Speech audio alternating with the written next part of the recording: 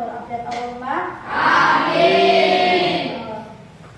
Saya lihat juga ruangnya alhamdulillah bersih semua, bersih juga rapi. Semoga ini terus kalian lestarikan ya. Jadi setiap hari jangan lupa yang piket tetap piket, agar tetap ruangan kita menjadi bersih, karena kebersihan itu sebagian daripada iman. An-nadhafatu minal iman. Anak-anak, untuk meningkatkan rasa cinta kepada tanah air, marilah kita menyanyikan Indonesia Raya. Silakan berdiri.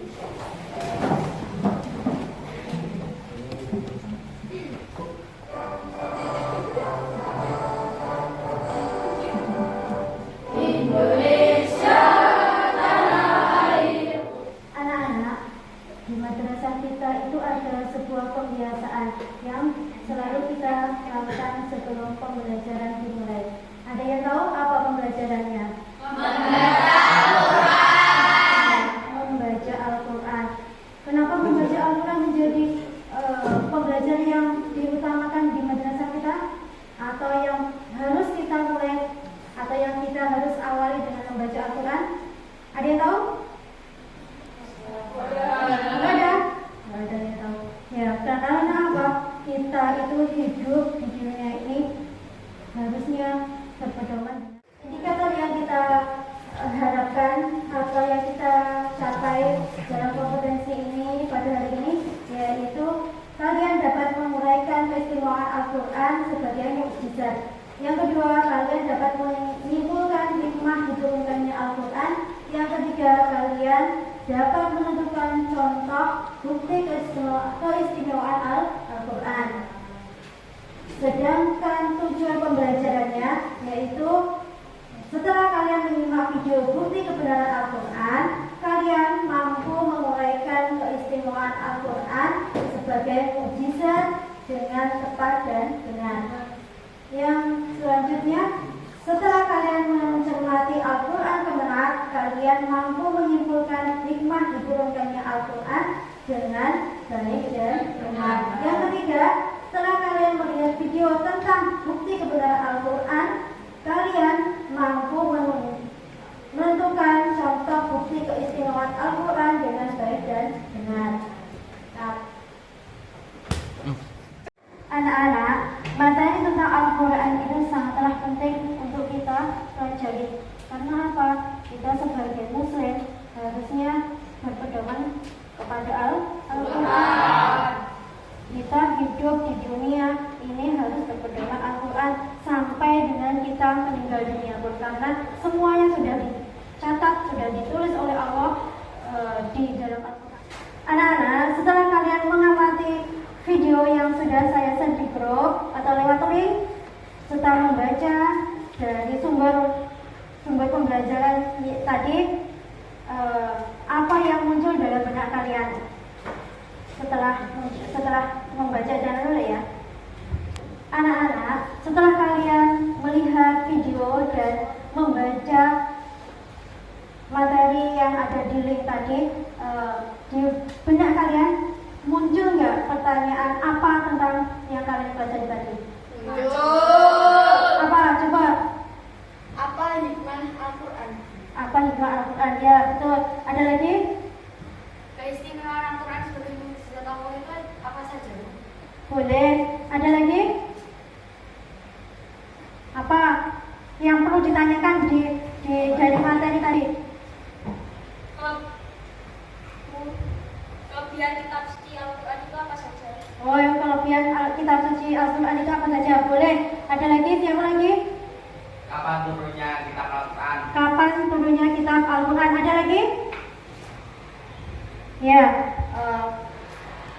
Untuk menjawab semua pertanyaan dari teman-teman kalian, saya mengharapkan kalian membuat kelompok. Jadi kalian membuat kelompok untuk mencari jawaban-jawaban dari teman-teman kalian.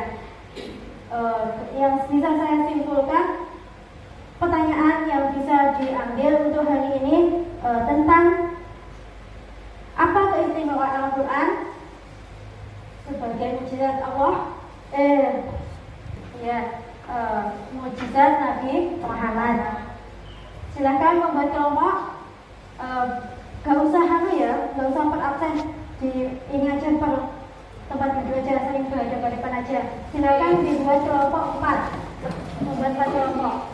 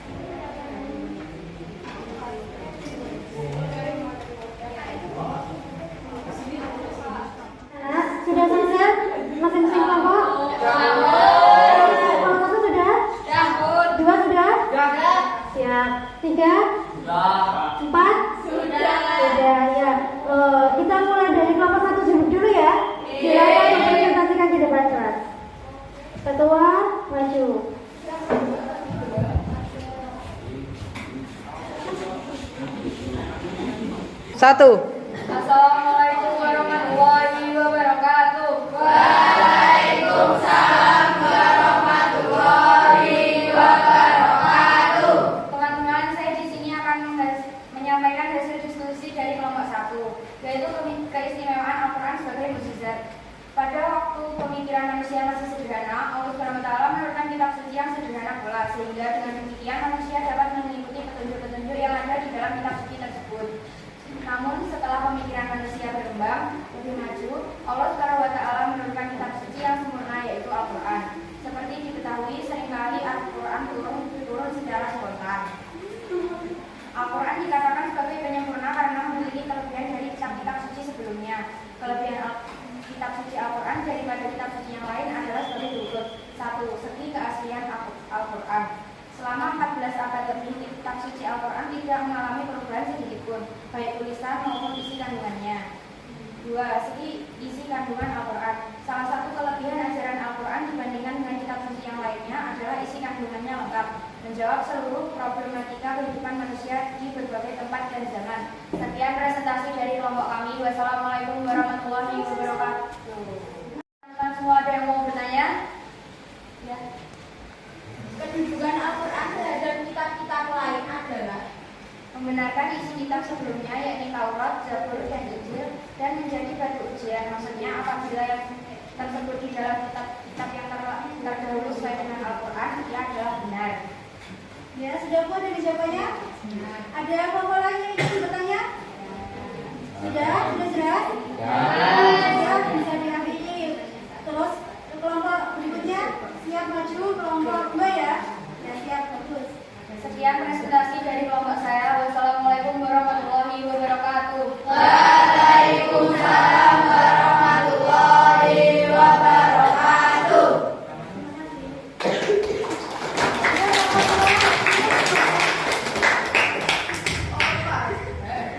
Di video.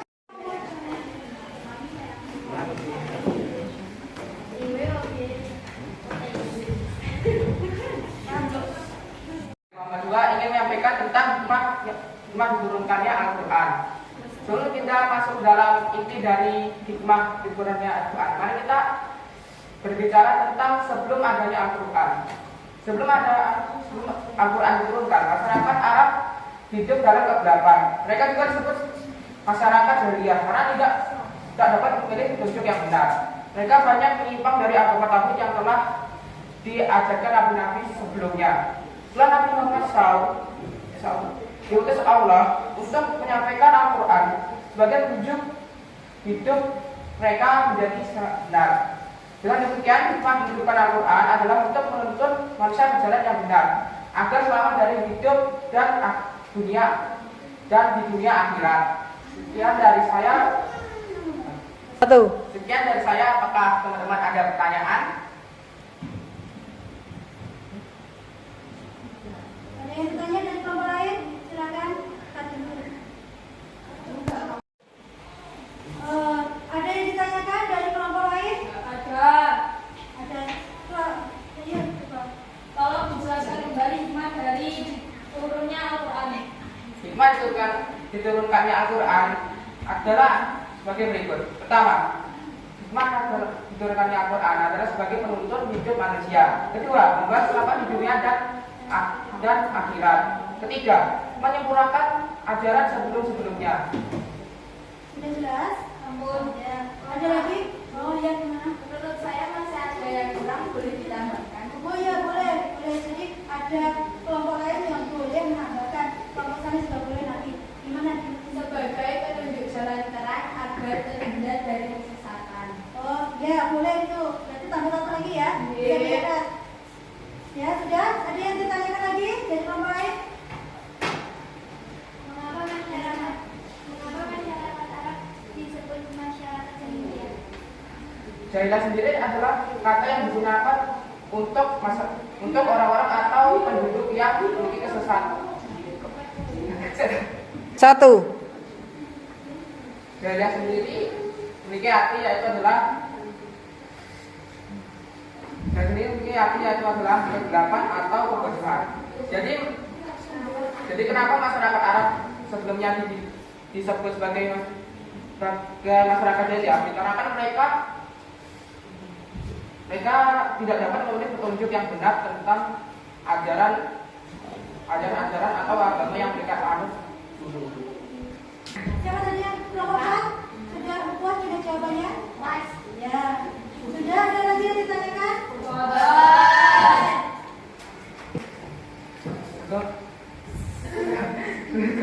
Sekian dari kelompok kami. Tidak ada kurang atau lebihnya kami mohon maaf. Assalamualaikum warahmatullahi wabarakatuh. Waalaikumsalam warahmatullahi wabarakatuh.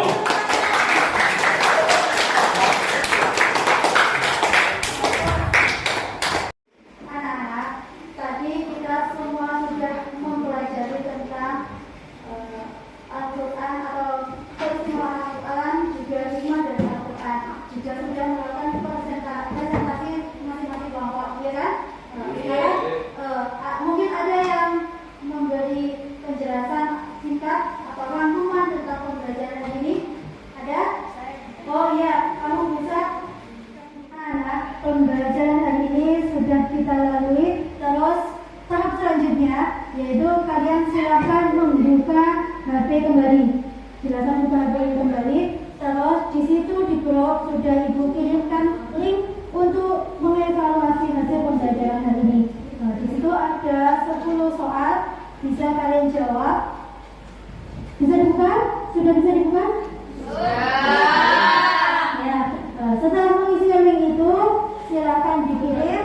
Terus tahap berikutnya ibu juga sudah mengirim link yang berikutnya juga, bisa dilihat di grup. Itu link tentang saran dan pesan. Jadi kalian bisa mengirimkan sarannya untuk pembelajaran berikutnya apa, gitu ya. Jadi ada 2 link yang perlu kalian kerjakan, gitu ya, jelas? Ya.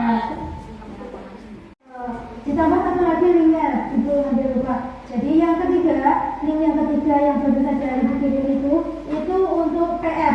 Tugas kalian membaca kembali, ada di situ ada buku bacaan, silakan dibaca halaman 20. Itu ya. Tadi jangan lupa apa tadi? Apa tadi? Yang pertama, membuka link yang pertama yang baru saja ibu kirim itu untuk mengevaluasi. Di sana ada 10 soal bisa kalian kerjakan.